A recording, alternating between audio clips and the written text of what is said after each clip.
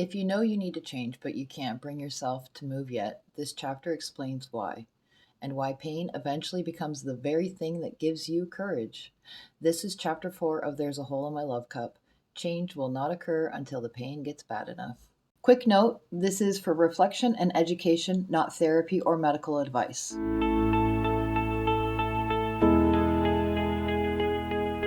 Chapter 4. Change will not occur until the pain gets bad enough.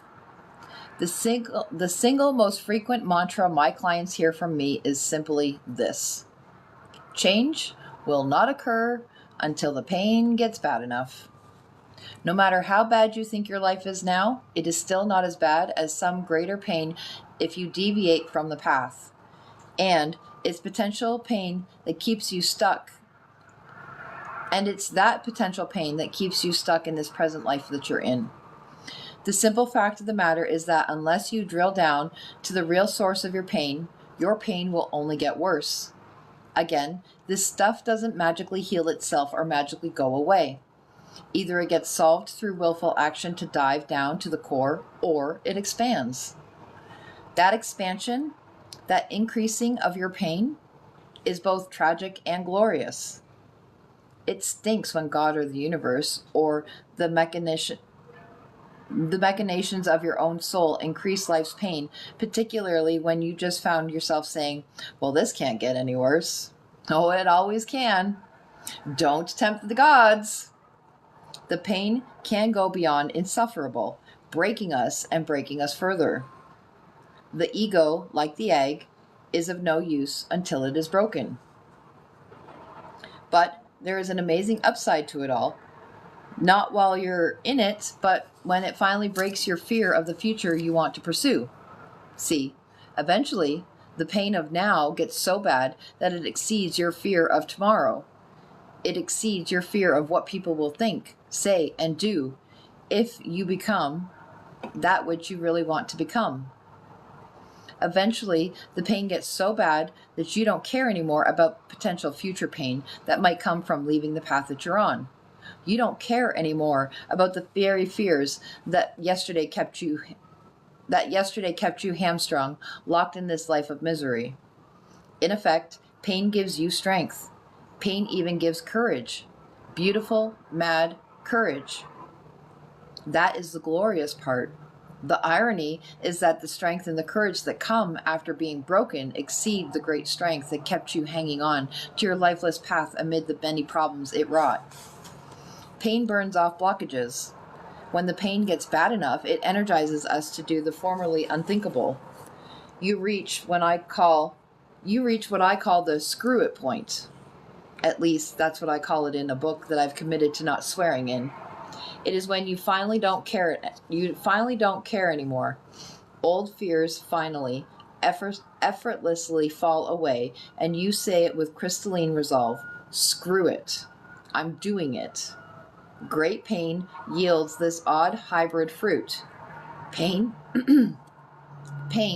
horrific as it can be, is an extremely powerful motivator. It is yet one more life example of the simple truth that blessings are curses and curses are always blessings.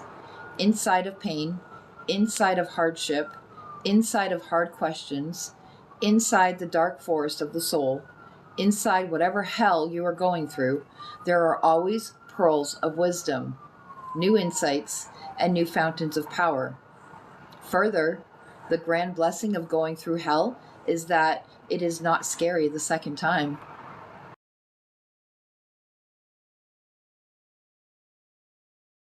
So, let me ask you something.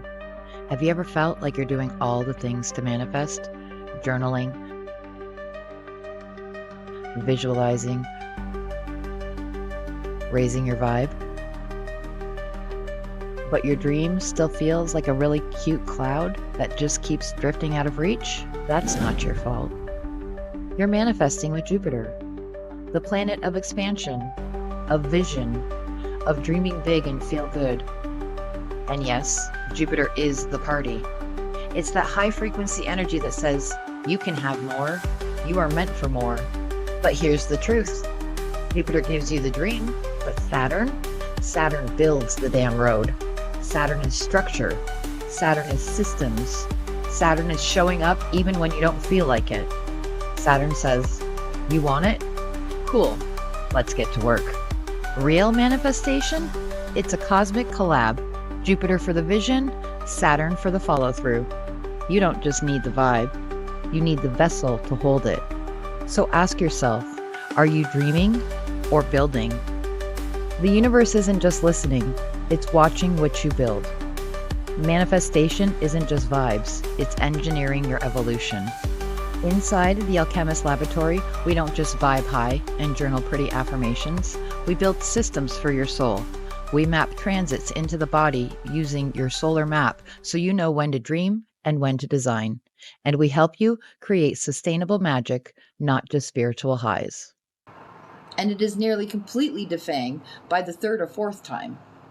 You learn and know the earmarks and milestones, the critters and the crags that rise up to meet you on the path to and through hell. Go to the very farthest reaches of your sorrow and stay there a while, and all of a sudden, you don't quite fear going there again, or going into fear at all. It's tremendously empowering. It may not be your top 10 list of things to do, but it doesn't cripple you either if you know you gotta go there. Further, because the second time of going through hell in life is not so scary, we tend to move on it earlier in the painful state rather than hanging on until things get to their absolute worst. But this is one of the real goals of the spiritual life. To hear and heed the deep, quiet inner voice sooner and sooner each time. It is so easy to not heed the quiet inner vibe and pulse, to ignore it, hanging on to the what was, hanging on to what is safe. But when, in the past, we've seen life spin out of control enough times for not following that inner calling, when we've seen our problems metastasize because we didn't heed the whisper of the soul, we quite naturally begin to listen and act a bit sooner. Because the amount of pain necessary to move us off our inertia or present circumstances decreases. Previously, it was your very strength that was your downfall. It kept you holding on to a set of experiences or circumstances that were killing your spirit. You held on and held on and held on. But as we age and go through hell enough times, we stop trying to hold on when the winds of life are calling us, beckoning to a new higher existence. The fruit of the spiritual life is determined by your willingness to sooner and sooner hear and heed that inner vibe, and to quit the path when it has run its course, when the voice of your soul is calling you away from the old path and to a new one. And if we begin to treat that inner voice with deliberateness and meditation, trusting it becomes easier and more fluid. We must welcome flow, not just when it's calling you to something, but most especially when it's calling you away from something. Change will not occur until the pain gets bad enough. And if you're not changing, it's simply because your pain hasn't gotten bad enough. And it will get worse.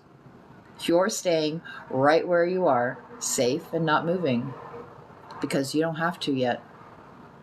But once it does take your limit, and you do act boldly, the fruit and growth after the pain are on such an exquisite level that you presently are incapable of imagining them.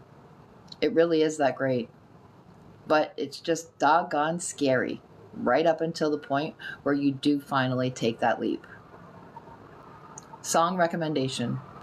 The first song recommendation I have for you is a classic that speaks right to the place in life I refer to as the screw it point, where you no longer care about pleasing others, no longer care about all the things that have kept you locked up in an unhappy life, and no longer care about wasting your life.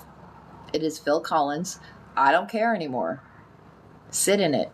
Let it strengthen you for what is ahead. 2. The second song is about the spot of feeling like you're caught in a loop of hiccups, hardships, and hurdles, longing to escape but feeling stuck in the never-ending cycle. Listen to Eminem's Lose Yourself and give it a good, long listen. While we definitely get more than one chance in life, this song is still inspiring as heck. Take a moment to notice what stirred for you as you listened. You don't need to fix it or understand it yet. If this resonated, please like the video, subscribe to the channel, and leave a comment. I'd love to hear what stood out for you. You can also find the full series and my work linked below.